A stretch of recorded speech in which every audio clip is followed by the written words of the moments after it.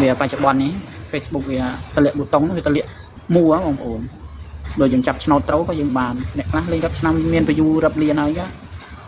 Facebook về mình ôi sangประจำนวน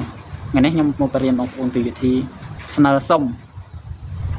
CM របស់ Facebook អាទូថ្មីបងប្អូនគេហៅអាទូថ្មីស្នើសុំបងប្អូនបាទជាដំបូងបងប្អូនចូលកាន់ Facebook របស់យើងមក Facebook ឬ Page របស់យើងបងប្អូនរួចយើងចូលទៅ dashboard មើលអាជីពអានេះខ្ញុំតាំងជាភាសាថៃបងប្អូនសំទោសព្រោះឲ្យខ្ញុំถนัดភាសាថៃ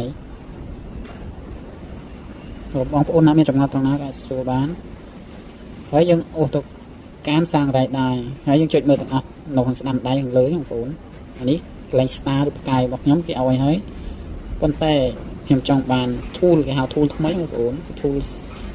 CM នេះគេតម្លាក់មកឲ្យហើយតែនៅចិត្តសបងប្អូនមួយចំនួនលេងរាប់ឆ្នាំអត់បានទេបងប្អូនហើយខ្ញុំចូលចុចទៅចេះទៅយើងចូលទៅស្នើបងប្អូនរួចយើងចុចទៅចាំសនใจឬ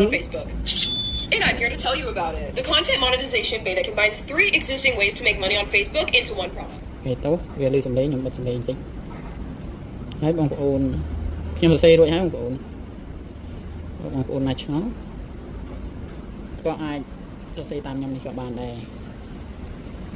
ហើយយើងចុចส่งแบบ form แสดงความสนใจចេះទៅជាការស្រេចបងប្អូន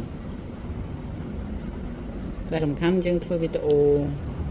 ជាប្រចាំបងប្អូនមួយថ្ងៃមួយវីដេអូ2វីដេអូ3វីដេអូរាល់ថ្ងៃឲ្យបានទៀងទាត់បងប្អូនដែលសំខាន់វីដេអូនេះមានតែប៉ុណ្្នឹងទេបងប្អូន